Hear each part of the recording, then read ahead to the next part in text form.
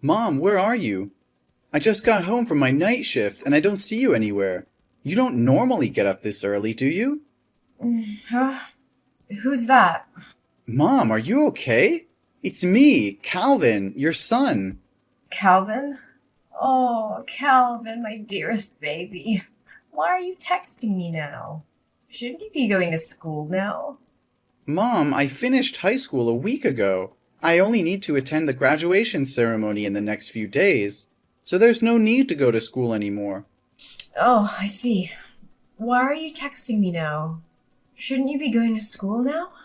Mom, you just asked the same question and I just answered it. Are you sure you're really okay? Oh, really? I just didn't pay much attention. I think I'm still not fully awake. Then why are you texting me? I just wanted to ask where you are. What do you mean you're not awake?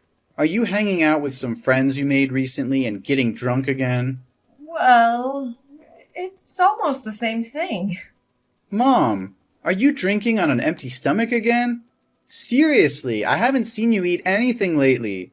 The dinner I prepared you last night before going to work is still on the table. Oh, I'm fine. It's just that I don't feel very hungry these days. It looks like you haven't showered for a few days, have you? I just collected the dirty clothes in the bathroom to wash, but I didn't see any of your dirty clothes, and you've been wearing the same clothes for the past 3 days. Are you really okay? Ugh, I'm losing my patience with you, Cal. Quit nagging me. Worry about yourself, Calvin. I told you, I'm fine. Calm down. I'm just asking if you're all right. It's impossible to have a conversation with you. Well, good, 'cause I don't feel like talking. But really, Mom, you have to take care of yourself. What you're doing is very unhealthy. Why are you acting like my parent? I'm the parent here. Well, obviously the roles have changed. I'm taking care of you now. Nobody asked you to take care of me. You're not the man of this house. You're just a kid. Okay, I'm graduating and turning 18. I'm the only man in this house since my dad passed away 5 years ago in a hit and run. It carries some weight. Look, I'm just trying to help out. Oh, I feel so free. And I love my kid. Okay, since we're talking about school, are you still coming on next Friday? For what? Calvin, you're messing up my chill. God, it's annoying. The message alarm just keeps ringing. For my high school commencement. Well, I don't know. I'll try. I might be busy though. I might. It's the ceremony for my high school graduation.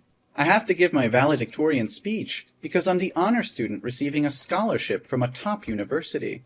Ugh, Calvin, seriously, it's not a big deal. What's the problem? This is a big deal. Mom, what's wrong with you? You were just excitedly talking about, oh, my baby's graduating 1 week ago. Now it's not a big deal with you anymore?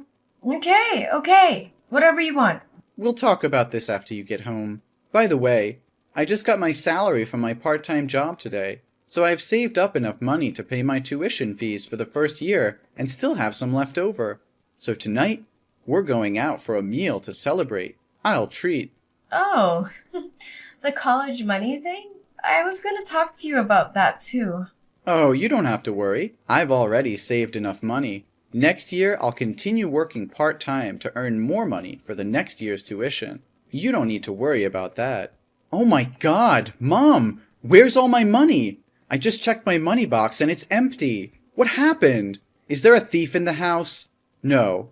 The room was immaculate, with no signs of rummaging. It's like the person who took the money knew exactly where I hid it and went straight for it. Mom, it was you, right? What? How could you suspect me? Why not one of your friends or somebody else? Come on, Mom. I haven't told anyone about saving this money except you. I've never brought friends home. So how would they know where I hid the money? The digital password on the money box shows no signs of tampering, and the password is a special sequence of numbers between you and me. Only the two of us know it. Fine, it was me, but you shouldn't doubt your own mother, Cal. What? Did you spend my money without even consulting me? Do you realize that's the money I've been saving for 3 long years? I had to work 2 or 3 part-time jobs during the holidays and even take on night shifts. Even during the school term, I worked as a babysitter or gardener for the neighbors just to save every penny. I know our family's financial situation isn't good, so I worked tirelessly to save that money for college without burdening you. But now, why did you take all that money? Oh, baby, I know how hard you've worked. But you see, I just got laid off by my company and I'm unemployed now. Yesterday, one of my friends introduced me to a highly lucrative job opportunity. But since I didn't have any money saved, I borrowed from you temporarily to invest. What? You took all of my hard-earned $8,000 to invest in a job based on a promise from a friend you've only known for a few days? How could you do that? What is that job? How can you be so sure it will be profitable? Are you sure they're not trying to deceive you? Oh, don't you worry. I've been through this job before. You can trust me. Within just 1 month, the money I borrowed from you will be returned and multiplied many times over. It'll be more than enough to cover your tuition fees for all 4 years of university. We won't have to worry about finances anymore. What? How can any job generate that much money in such a short time? Are you absolutely certain they didn't mention those figures just to deceive you? Oh, don't worry. I swear on everything I hold dear, this job will transform our lives. But right now I have to go and secure the merchandise. We'll talk about it later. Mom, slow down. We need to think this through before jumping in. This is our last remaining savings. Mom, please, answer me. Don't make impulsive decisions that could ruin us.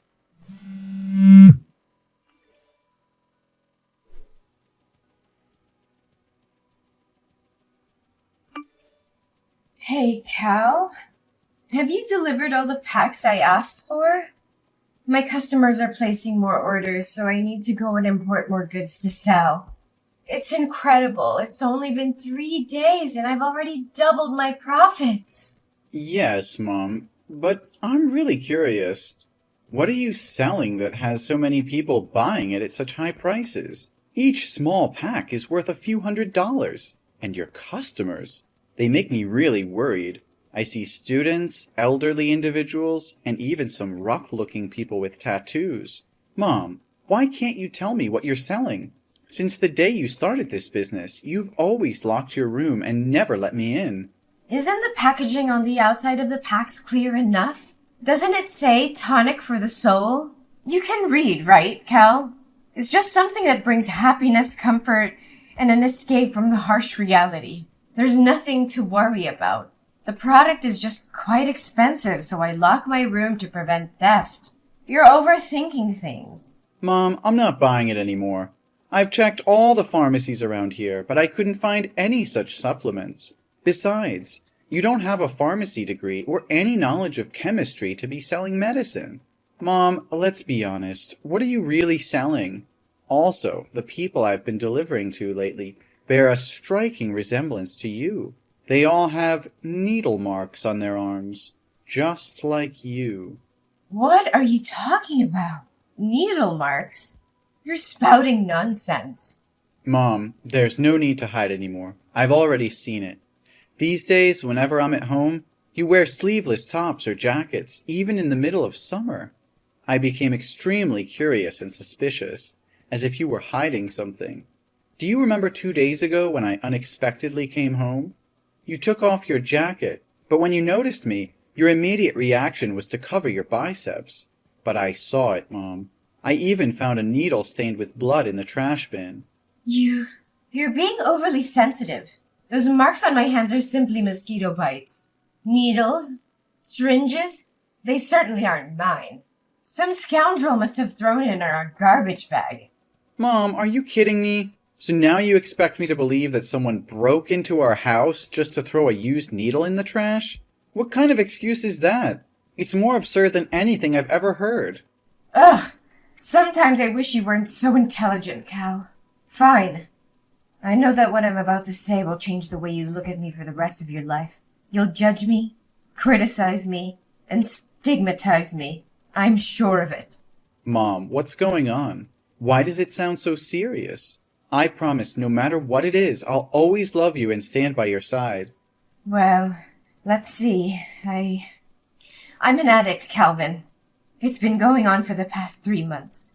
Those times I said I was looking out for a job, there were actually moments when I was buying drugs and getting high on a street corner before returning home. And those times I said I was out drinking with new friends, they were the people selling me drugs. And I was high until you texted me. What? You're using drugs? How is that possible? You've always taught me that drugs are poison, that they destroy the human body in the most dangerous ways. You warned me never to listen to friends or anyone who suggested trying them. Not even once. You said addicts are selfish, self-centered, useless, and beyond help. How can you be like this now? It must be because of those bad friends you've made recently. Give me their addresses, and I'll make them pay. No, Calvin. It's not their fault. It's me. I couldn't control myself, and I relapsed. All those terrible words I used before, they were the words I had for myself. I wanted to change, to be a good mother, but in the end, I fell back into that sinful path. What? A relapse? But have you ever used drugs before? Why haven't I noticed any signs all these years? Yes, Calvin. That's right. It's a secret I wanted to take to the grave so you wouldn't have to know. The truth is, I've been battling addiction since I was 14 years old. When your grandparents divorced when I was young, no matter where I lived, they were often away on business trips. That left me with a lot of freedom, and the pocket money they gave me. It was a recipe for disaster. I made a friend, someone I thought was amazing, and we had a lot of fun together. But one day when I went to her house, I met her mother. She was an addict, and she offered me my first Oxycontin. She simply said, "You should try it." And what happened? Please tell me you refused. I wish I did, honey, but I was curious at the time, so I took a pill. The thought that crossed my mind was, I want to feel like this for the rest of my life. It was the perfect escape for me, and from that moment on, I spiraled into addiction, using all the money my parents gave me to buy drugs every day. But then they found out I was high in my room, so they cut off my funds. But the grip of addiction was unbearable, so I became a drug dealer for my friend's mother in exchange for my own supply. For 6 years since I first tasted the allure of drugs, I tried various stimulants, from heroin to synthetic substances. And during that time, I mistakenly believed I was living in heaven. But you said you'd recovered from addiction. What happened, Mom? That's true. Something heartbreaking happened that jolted me awake from my complacency. My best friend died of an overdose right before my eyes, and I was too high at the time to help her. By the time I regained my senses and called for an ambulance, it was already too late. I blame myself every day because I introduced her to drugs. Despite growing up with an addicted mother, she fought hard not to become like her. But it was my influence that led her down that path. I was desperate at that time and got caught by the police, who sent me to a youth rehab center. It was there that I met your father. How was my dad? I thought you met him while he was working as a doctor at the local hospital. Why did you meet him in rehab? Your father was actually an intern at the rehab facility that year. Unlike others, he didn't treat addicts like me as scum. He was compassionate and supportive throughout my recovery journey. We grew close, and he became my beacon of hope. Since then, I have stayed away from drugs. So why, after almost 18 years of being clean, did you fall back into addiction? After your father passed away, I fell into a deep depression, feeling unloved and contemplating suicide. The thought of leaving you alone in this world held me back. The pressure of making money and the constant feeling of failure as I couldn't achieve financial success left me exhausted. Finally, being fired from my job was the last straw, and I completely fell apart. Why didn't you tell me all of this earlier? I foolishly believed that everything was fine. Don't blame yourself, honey. It's not your fault. It's my own incompetence. I was so consumed by grief that I went to a bar to drown my sorrows. And there I happened to encounter the mother of my late best friend. She approached me, and I, being foolish, disclosed my situation to her. She manipulated me once again into selling drugs in this area. Initially, I hesitated, but she both seduced and threatened me. She said if I didn't become a drug dealer again, she would come to you and expose all my embarrassing past. And the allure of making a lot of money convinced me to give in to her offer. What? Please don't tell me. Inside those packs are drugs. Mom, that's illegal. I even helped you deliver them today. Not only will you end up breaking the law and going to jail, but I could also get caught, and it would ruin my future. Oh, don't worry, honey. They won't arrest you. You're still just a kid, and they didn't arrest me back in the day. You were just helping me with the deliveries today. If the police found out, just say you didn't know anything. Mom, I'm 18 years old. I'm an adult, and I'm old enough to face the consequences of my actions with the law. What? No way. I always thought of you as just a kid. What should I do? I've not only shattered my image as a good mother, but I've also jeopardized your future. I never wanted this for us, Calvin. I never wanted to be an addict, but I couldn't escape its clutches. I'm so sorry for failing you, for failing as a mother. I know it's unforgivable, but I did it out of desperation. The addiction consumed me and I lost sight of everything else. I thought I could handle it, that I could hide it from you and protect you from this darkness. But I failed, and now everything is falling apart. Mom, I can see the desperation in your eyes. But giving up is not an option. We can't let despair consume us. We have to fight for a better future, for your well-being, and for our relationship. We need to confront this head-on and seek help. Rehab can provide the support you need to overcome your addiction once again. Calvin, I just don't see a way out of this darkness.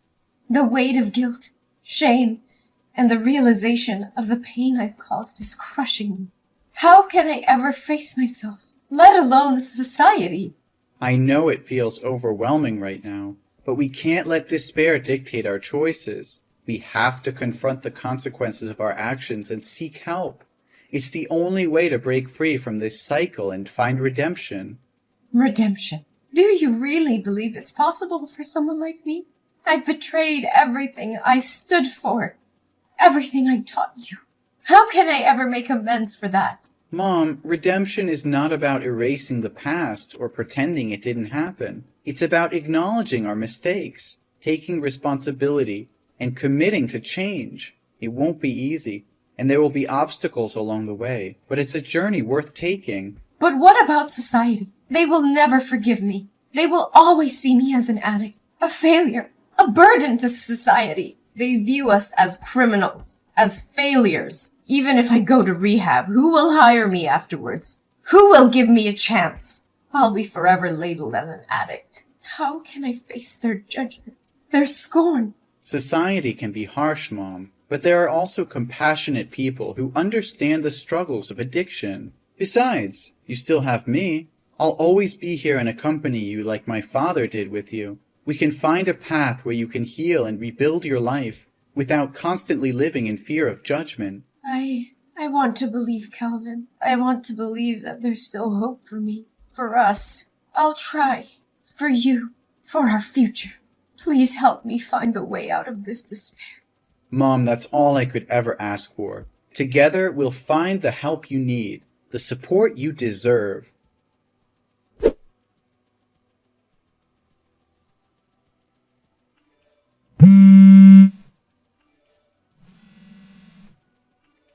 Mom, where are you? Mom? The hospital just called me and said you ran away. Where did you go?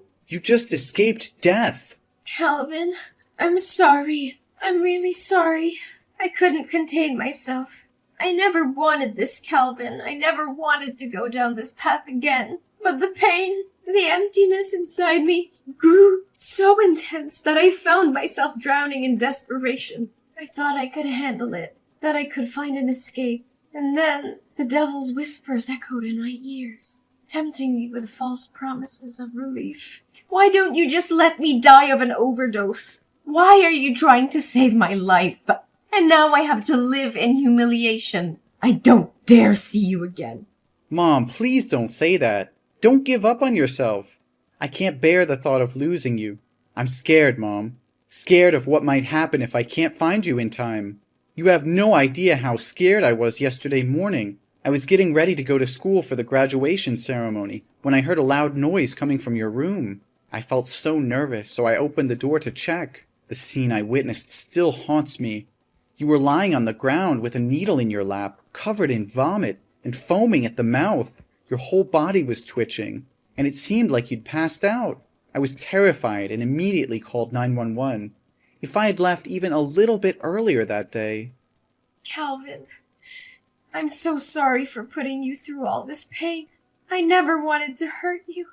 The depths of my despair consumed me, clouding my judgment and blinding me to the love and support you've given me.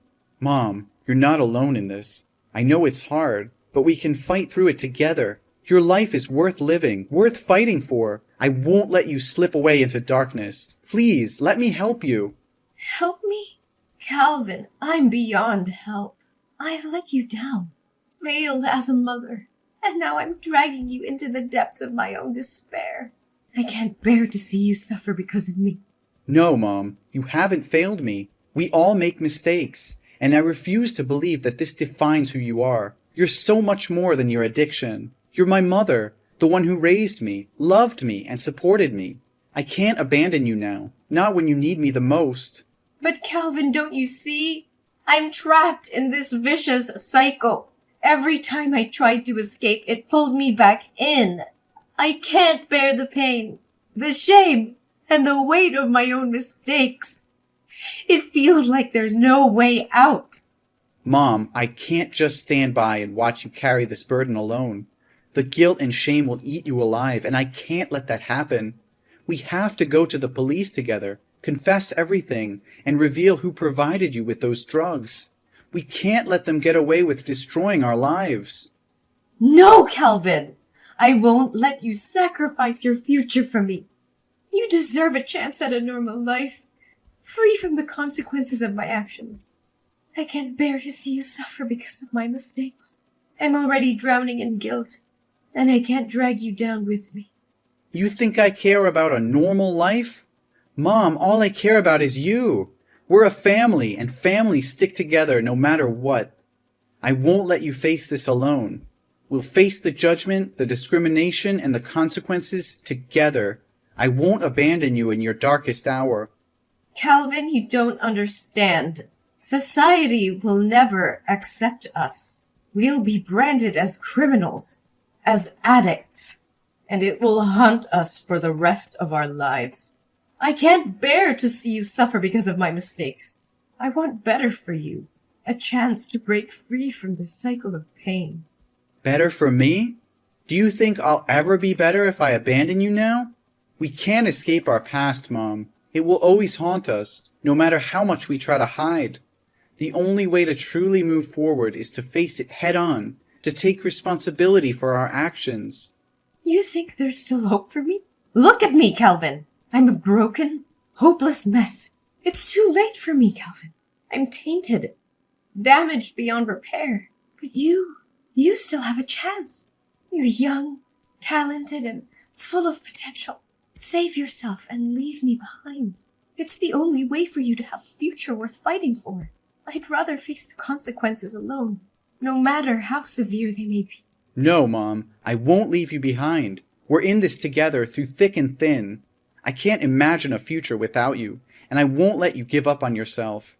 We'll face the world together, and we'll prove them wrong. We'll show them that love and support can conquer even the darkest of times. Just come back to the hospital, okay? After you completely recover, we'll go to the police station together. I'm terrified, Calvin. Terrified of the unknown, of what lies ahead of us. But seeing the determination in your eyes, the unwavering love you have for me, gives me a glimmer of hope. Maybe, just maybe, we can find a way to rebuild our shattered lives together.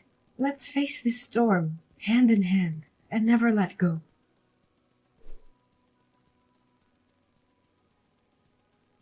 After a long and arduous legal process, Mom was sentenced to 7 years in jail for her involvement in illegal drug trafficking. It was a heavy blow to both her and me, knowing they would be separated for such a long time.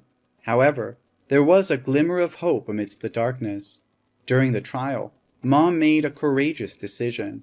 She decided to reveal the identity of the leader of the drug ring, providing crucial information to the authorities. Her willingness to cooperate and assist in dismantling the operation earned her a reduction in her sentence. Instead of serving the full 7 years, her sentence was reduced to 5 years. As for me, the court recognized my genuine remorse, and the fact that I had been caught up in my mother's desperate struggle. Despite my involvement in transporting drugs, the judge saw potential for my rehabilitation and granted me a suspended sentence of 1 year, giving me a chance to turn my life around. The sentencing was bittersweet, as we knew we would be apart for a considerable period. But it was also a turning point, a chance for us to rebuild our lives and make amends. We held on to the hope of a brighter future, even in the face of adversity. While Mom served her time behind bars, I dedicated myself to self-improvement. I pursued education and counseling, determined to break free from the shadows of the past. I surrounded myself with positive influences and used my experience to raise awareness about the dangers of drug addiction. As the day of my mom's release approached, I eagerly awaited her return. I had grown into a responsible and compassionate young adult, ready to support her transition back into society. Together, we embraced the second chance life had given us, determined to make the most of it.